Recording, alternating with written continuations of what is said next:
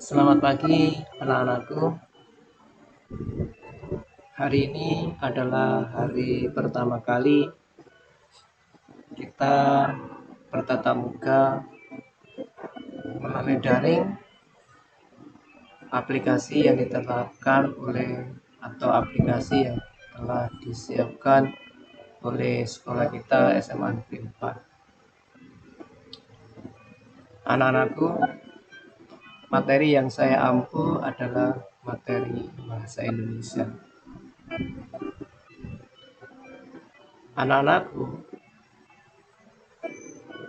banyak siswa yang tidak memahami pentingnya bahasa Indonesia, sehingga ketika menerima materi pelajaran bahasa Indonesia, kebanyakan mereka acuh tak acuh. Ada benarnya mereka acuh tak acuh, karena apa?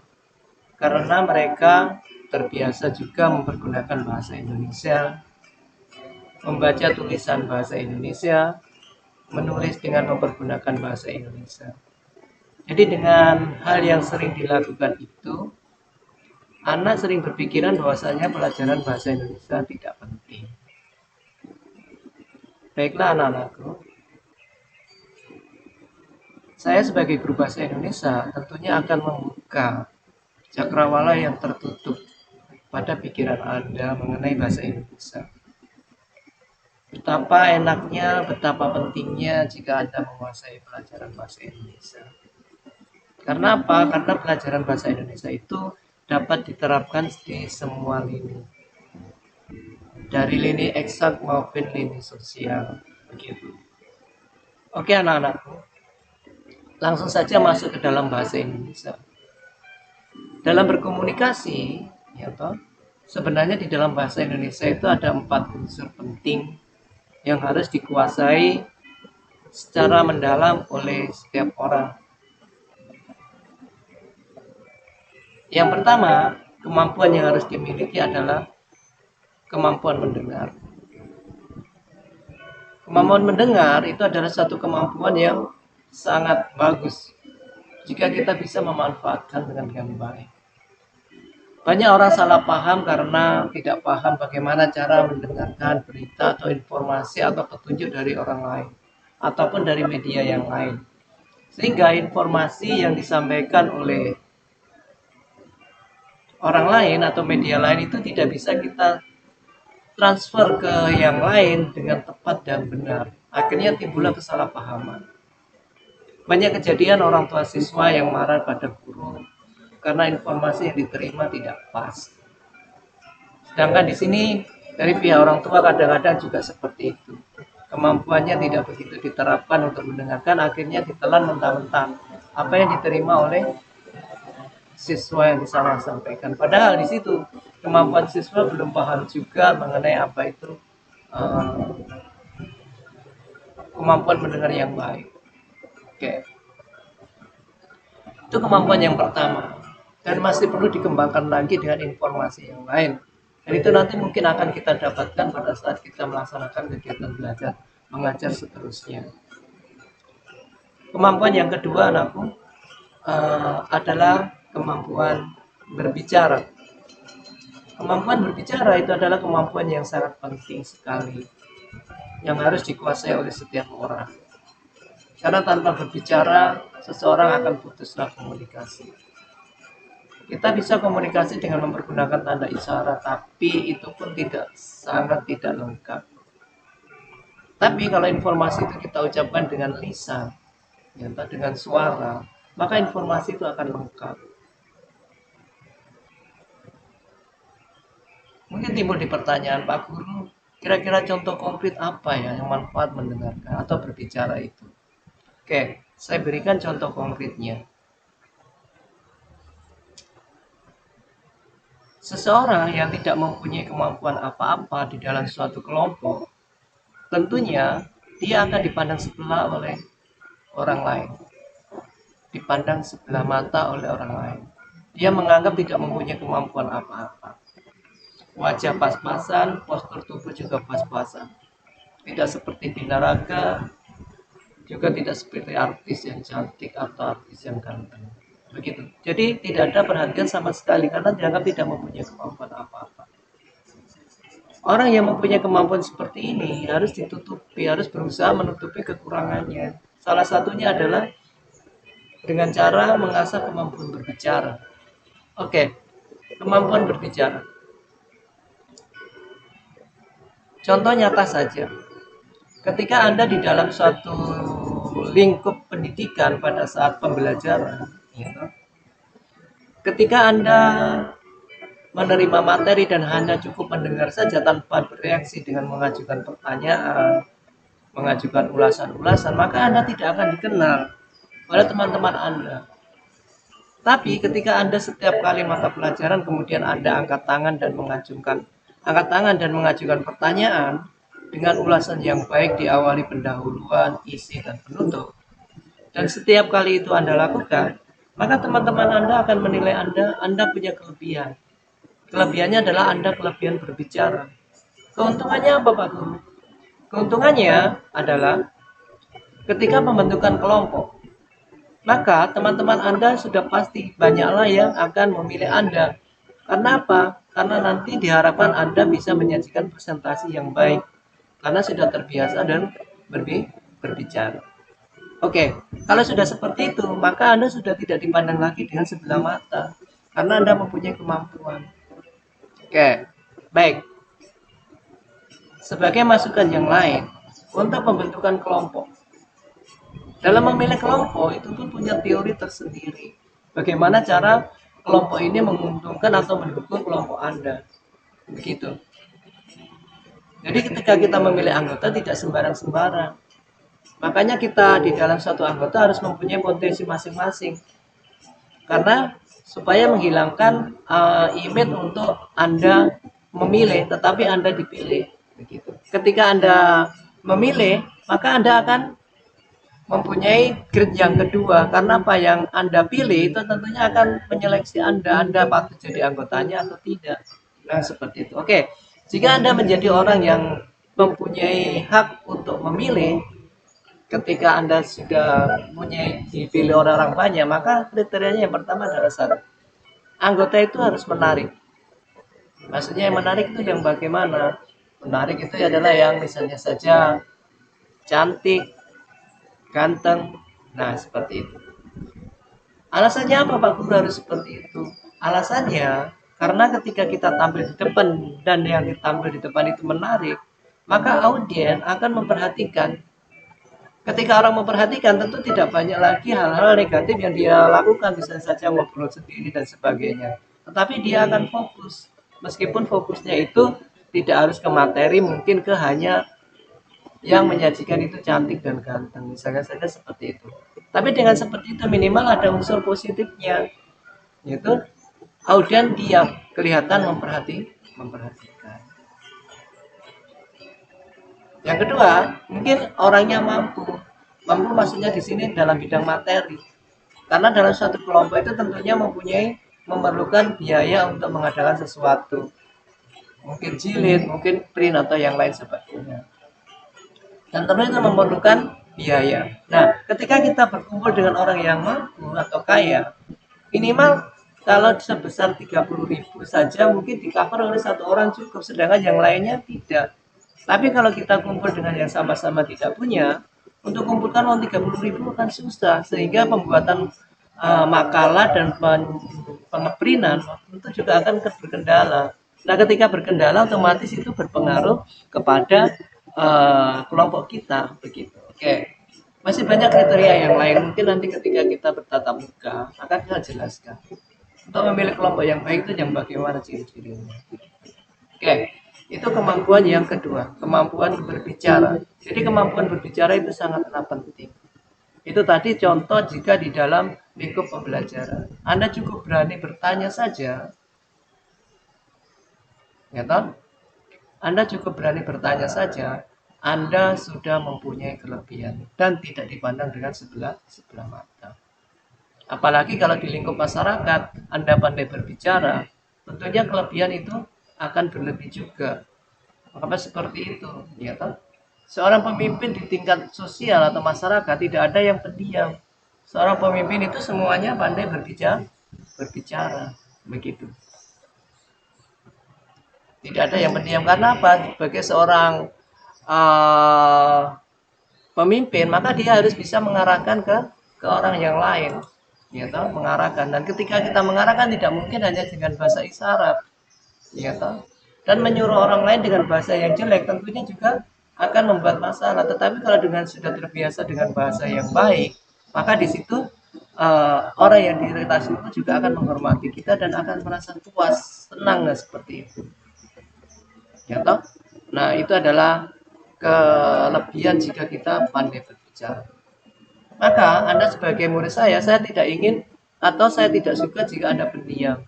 Anda harus banyak bertanya, ya toh, terbiasa mengeluarkan komunikasi, nah seperti itu. Dan itu memang harus dilatih. Tidak mungkin serta merta Anda pandai berbicara, itu tidak mungkin, ya toh. Jadi harus dilatih mulai saat ini. Bisa Anda mulai dari lingkungan kelompok, teman-teman dan sebagainya, ya toh. Ketika Anda bertemu, maka Anda biasakanlah berbicara, ya toh. Nah, ketika berbicara pun itu juga harus mempunyai aturan.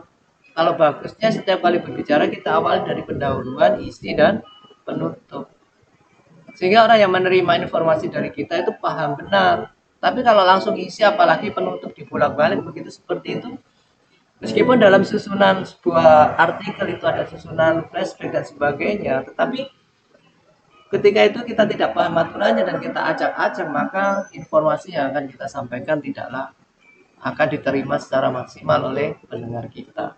Baik, itu yang kedua mengenai kemampuan untuk berbicara. Kemampuan untuk yang berikutnya adalah kemampuan untuk membaca.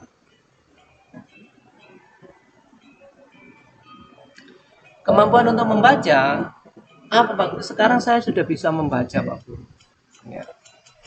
Baik, kemampuan membaca di sini bermacam-macam. Misalnya saja dari seorang budayawan atau seorang sastrawan. Anda tahu berapa kos yang diterima oleh W.S. Rendra ketika dia membacakan sebuah puisi saja? Nah, ketika dia paham itu, manfaatkan dari itu. Kemampuan membaca puisi, kemampuan membaca cerita pendek, ya toh, dan sebagainya, kemampuan membaca dan yang lainnya. Ketika kita memahami itu, kita tidak perlu berkeringat, ya toh, banyak uang yang akan kita peroleh. Tapi dengan catatan itu memang perlu dilatih.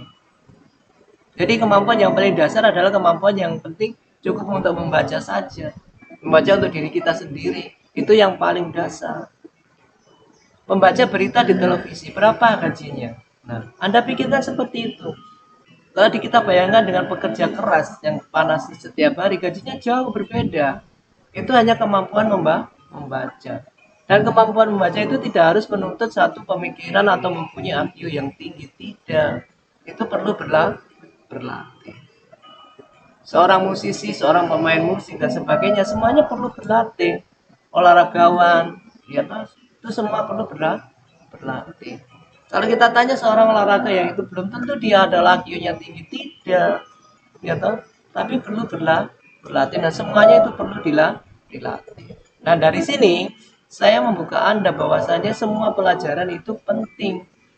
Tinggal kita itu bisa memanfaatkan atau tidak, begitu. Ya toh? Contoh dari sisi bahasa saja seperti ini. Oh iya, betapa pentingnya. Hanya kemampuan yang sudah Anda kuasai. Mendengar Anda bisa mendengar, berbicara Anda bisa berbicara, ya toh? Membaca Anda bisa membaca. Tapi selama ini Anda tidak paham betapa pentingnya itu kalau kita benar-benar memanfaatkan secara profesional. Nah, seperti itu. Oke, baik, itu adalah kemampuan bahasa yang ketiga, membaca. Berikutnya adalah kemampuan menulis. Seseorang yang mempunyai kemampuan menulis sudah sangatlah kaya. Tapi cuma hanya menulis tanpa pemikiran. Tapi di sini menulis yang mempergunakan otak. Penulis novel, penulis opini, penulis berita dan sebagainya, itu mempergunakan otak, kemampuan menulis. Bukan hanya bukti dasar tulisannya bagus, tidak. Bagaimana cara menulisnya, yaitu paragrafnya, kalimatnya, tanda bacanya dan sebagainya. Jadi bukan yang selama ini Anda lakukan, Anda tulis di komen FB, komen WA, tanpa berpikir susunan kalimatnya sudah benar atau tidak, subjek predikatnya sudah benar atau tidak. Bukan itu. Nah, itu harus dilatih setiap saat oleh kita sebagai anak bangsa yang notabene sebagai seorang pelajar, ya toh. Tugas anak saat ini adalah belajar. Dan pesan yang saya berikan, ketika Anda belajar itu eh, jangan langsung mengharapkan apa yang saya dapatkan dari pelajaran ini. Jangan, tapi cukuplah belajar dengan serius. Anda terima. Tugas Anda sekarang adalah menampung semua pelajaran yang Anda terima. Dan manfaatnya itu nanti ketika Anda sudah terjun di masyarakat. Ya toh? Anda sudah mengaplikasikan, maka misalnya saja sebagai arsitek, sebagai seorang guru, ya toh, dan yang lainnya, ya toh. Maka ilmu-ilmu yang pernah Anda terima itu bisa Anda gabungkan.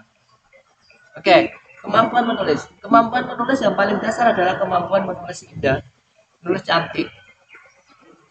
Anda tahu, ketika Anda mempunyai kemampuan menulis, maka banyak orang yang akan menganggap Anda punya kelebihan. Dan kalau Anda sudah punya kelebihan, ya, maka uang itu akan Anda terima dengan tulisan Anda yang bagus. Tetapi ketika saat ini Anda yang sudah kelas 12, ya toh, tulisan Anda tidak bisa dibaca. Dengan kata lain, tulisan Anda masih seperti anak kelas 2 SD, ya toh, atau kelas 1 SD, bahkan TK, maka Anda akan malu. Pak Guru, tulisan dokter itu kan jelek sekali. Iya, itu kan tulisan di resep, tapi kan Anda tidak tahu tulisan aslinya. Mengapa tulisan dokter itu di resep jelek? Memangnya harus ada aturannya. Tidak harus ditulis terang-terang dan seperti itu. Dan yang bisa membaca adalah apoteker saja. Begitu, karena di situ ada rahasia-rahasia tertentu. Nah, dan itu memang harus dijaga oleh seorang dokter. Jadi dokter bukan tulisan yang jelek, bukan. Karena memang di dalam resepnya saja hanya berbentuk garis-garis dan kelihatan tidak bisa dibaca. Itu memang di resep saja, tetapi kalau di yang lain, ya Anda pasti akan paham bahwasanya tulisan dokter itu bagus. Oke, kemampuan menulis yang paling dasar tulisan indah. Contoh, dengan tulisan indah, misalnya saja, di setiap instansi pendidikan sekolah sekarang penulisan ijazah itu mempergunakan tulisan tangan, ya toh? Kayak menulisan tangan itu tentunya tulisan itu sudah diyakini sudah bagus dan bisa dibaca. Orang lain tidak kesulitan untuk membaca. Berapa tahu biaya yang diterima oleh seorang penulis ijazah? Satu ijazah dikerjakan kurang dari 10 menit. Itu uang yang diterimanya adalah Rp20.000. Kurang dari 10 menit. Siapa yang tidak suka kerja tidak sampai 10 menit, tidak berkeringat, kerja di tempat dingin, dikasih uang 20.000 per 10 menit, per satu ijazah. Tinggal hitung saja. Nah, seperti itu adalah kemampuan menulis. Nah, oleh sebab itu pada saat ini mari kita asah kemampuan kita, kemampuan mendengar, kemampuan berbicara, kemampuan membaca, dan kemampuan menulis kita dengan profesional. Saya yakin dengan itu tentunya Anda akan mendapat suatu kelebihan yang mungkin tidak Anda perhitungkan saat itu. Sebagai contoh, untuk tahun ini menulis ijazah 2 kelas saja berapa biaya yang diterima? 2 kelas Rp2.600.000. Kerja 2 hari. Sekarang kalau kita kerja kuli 1 hari berapa? 150.000. Kita duduk manis di sini, capek istirahat 2 hari 2.600.000. Banyak orang yang mau dan nulis ijazah itu tanpa berpikir. Orang bodoh pun bisa nulis ijazah, yang penting tulisannya bagus. Nah, seperti itu. Oke, mudah-mudahan dengan kemampuan dasar dari bahasa ini Anda kuasai, ya toh, maka Anda akan lebih bagus ke depannya. Dan secara otomatis Anda akan mencintai pelajaran bahasa Indonesia. Itu memang tugas saya untuk mengajak Anda mencintai pelajaran bahasa Indonesia. Oke, terima kasih untuk ini. Mudah-mudahan dengan keterangan atau sedikit motivasi untuk belajar bahasa Indonesia ini Anda mulai berpikir bahwasanya semua pelajaran itu penting.